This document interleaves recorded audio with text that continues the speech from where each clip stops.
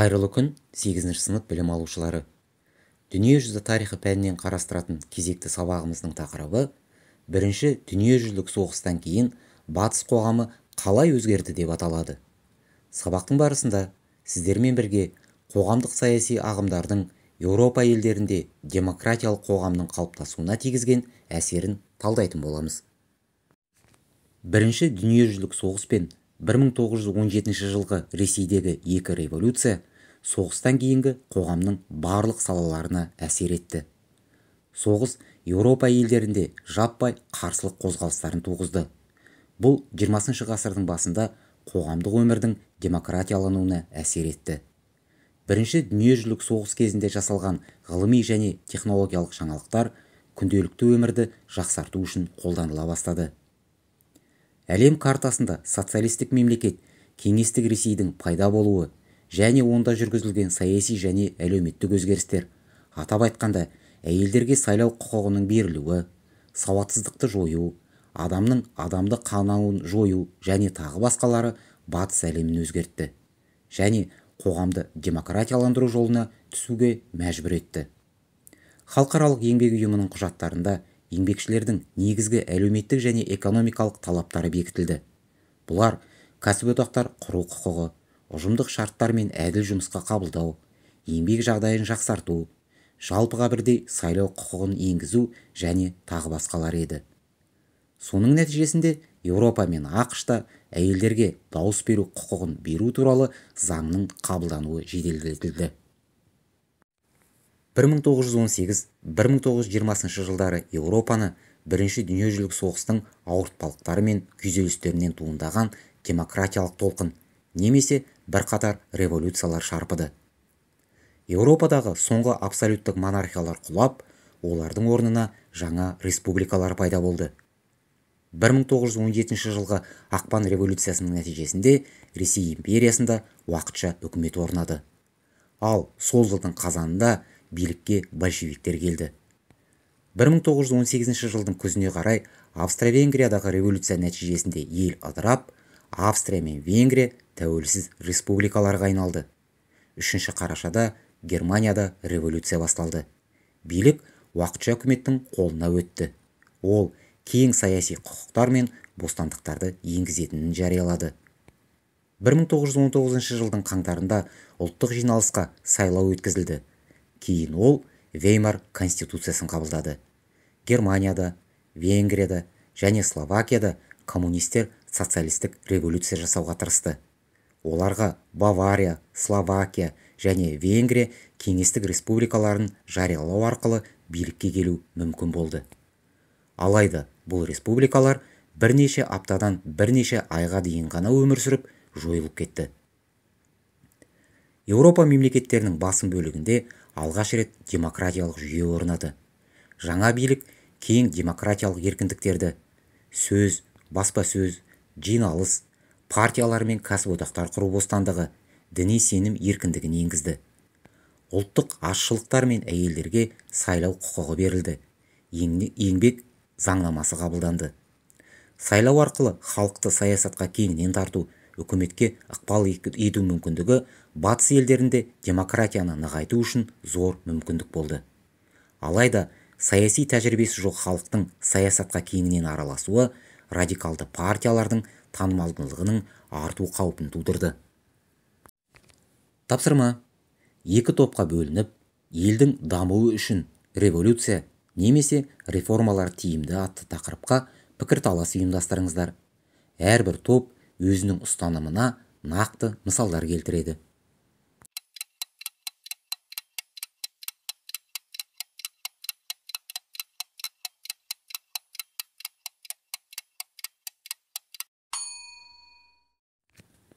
Батыс Еуропа елдерінде соғыстан кейінгі алғашқы жылдар бұрын-соңды болмаған көлемдегі наразылық қозғалыстарымен ерекшеленді. Бұл елдерде жаппай митингтер мен ереуілдер революцияға ұласқан жоқ, бірақ билеуші топтарды халықтың талаптарын ескеруге және әлеуметтік ымыраз деуге мәжбүр етті. Экономикалық талаптардан бөлек жұмысшылар Антанта әскерлерінің Ресейден шығарылуы сияқты саяси талаптарды да қойды. Осындай жағдайда үкіметтер саяси және әлеуметтік салада реформалар жасауға барды. 1920 жылдары жетекші саяси бағыттар консерватизм, либерализм және социализм болды. Соғыс жылдарының өзінде билікке қол жеткізудің радикалды әдістерін жақтаушылар мен демократияны жақтаушылар арасында жұмысшы қозғалысында жіктелу байқалды. Бұл социалистер мен коммунистерге бөлінуіне алып келді. Тапсырма: кесте мен деректерді пайдаланып, 1919-1924 жылдар аралығында Батыс Еуропа мен Шығыс Еуропада пайда болған саяси партиялар арасындағы айырмашылықтар туралы ойларыңызды ортаға салыңыздар.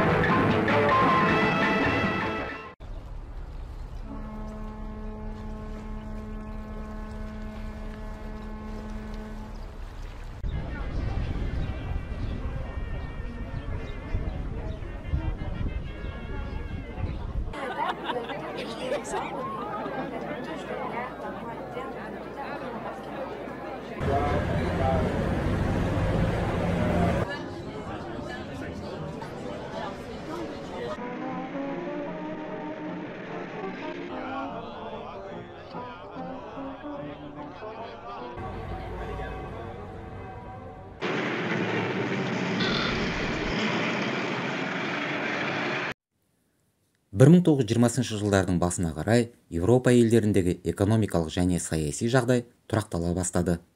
Жалпы өндіріс көлемі соғысқа дейінгі деңгейге жетіп, тіпті оны артта қалдырды.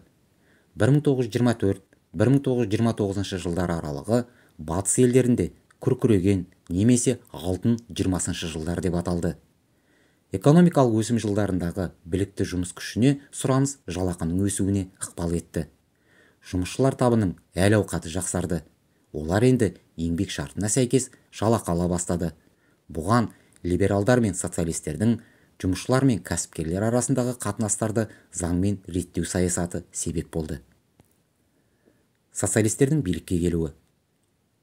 Сайлаушылар санының артуы нәтижесінде бірнеше елде алғаш рет жұмысшы партияларының өкілдері жеңіске жетті.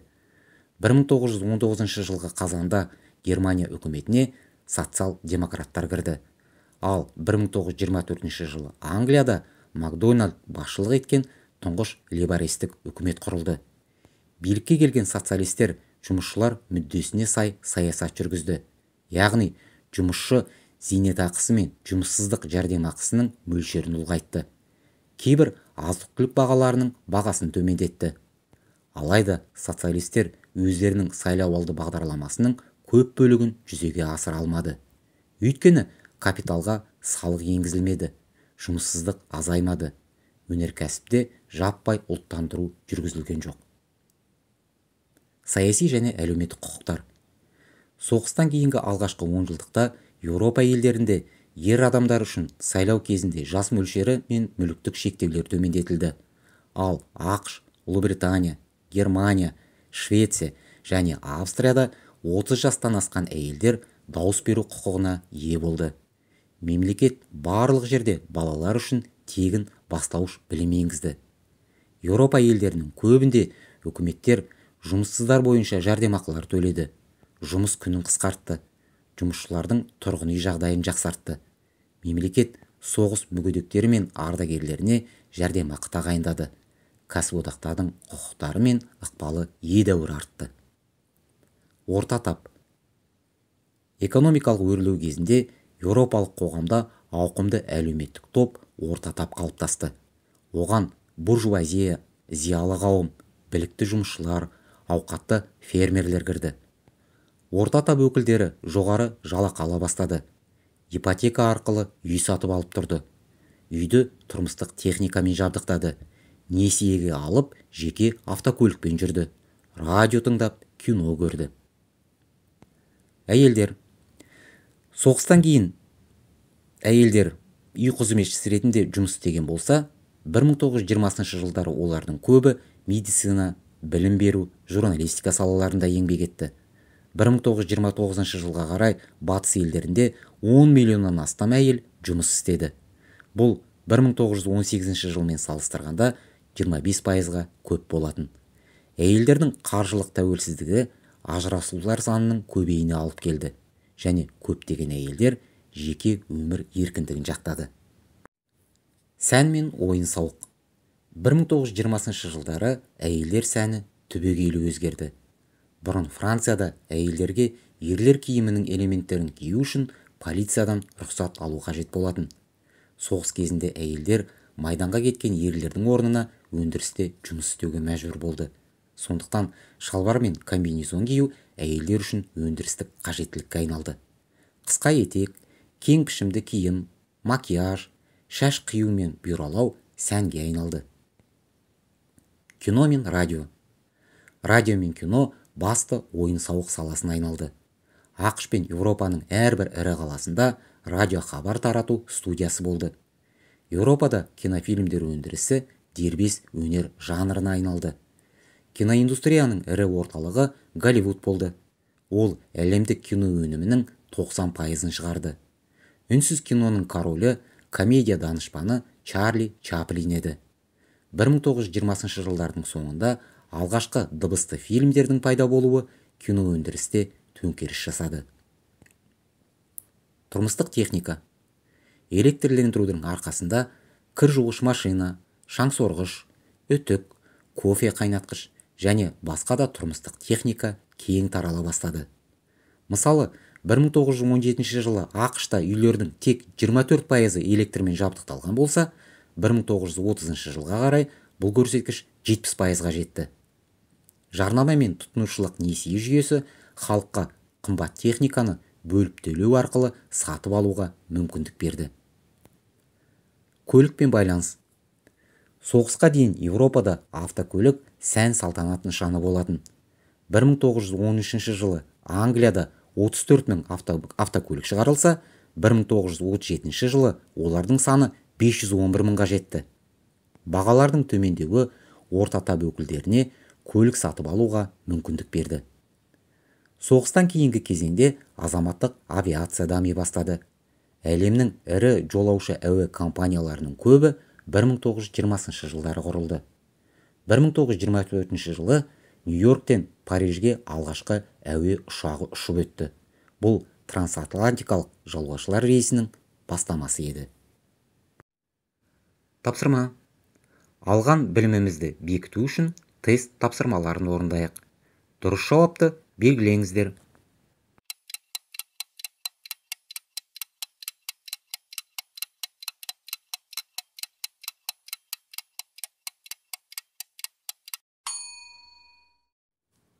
Үйге тапсырма.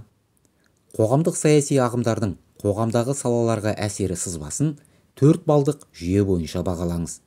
1 балл төмен, 2 балл қанағаттанарлық, 3 балл жақсы, 4 балл өте күшті. Социалистерге қызыл түсті, либералдарға жасыл түсті, консерваторларға көк түсті пайдаланыңыз. Соңынан 1920 жылдары батыс қоғамына қандай идеологияның ықпалы күшті болғанына жазбаша қорытынды жасаңыз.